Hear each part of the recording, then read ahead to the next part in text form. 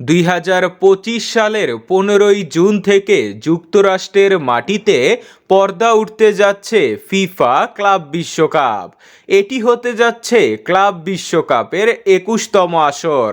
এবারের ক্লাব বিশ্বকাপে অংশ নিয়েছে সৌদি আরবের শক্তিশালী ক্লাব আল হিলাল, যে ক্লাবে খেলেন ব্রাজিল সুপারস্টার নেইমার জুনিয়র। ইতিমধ্যেই গত বৃহস্পতিবার মায়ামিতে এবারের আসরের ড্র অনুষ্ঠিত হয়েছে, যেখানে নেইমারের ক্লাব আল হিলাল খুবই শক্তিশালী গ্রুপে পড়েছে, যেখানে তাদের লড়তে হবে স্প্যানিশ জায়ান্ট দল রিয়াল মাদ্রিদের সাথে। রিয়ালে রয়েছে এমবাপ্পে, যা নেইমারের চিরশত্রু। তো চলুন এক নজরে দেখে নেওয়া যাক 2025 সালের ক্লাব বিশ্বকাপে আল হিলালের সকল ম্যাচের সময়সূচি।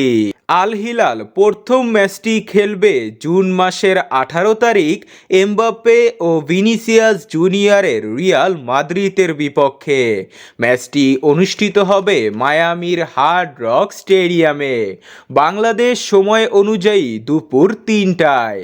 এরপর দ্বিতীয় ম্যাচটি খেলবে জুন মাসের 22 তারিখ অস্ট্রিয়ান ক্লাব এফসি সালজবার্গের বিপক্ষে।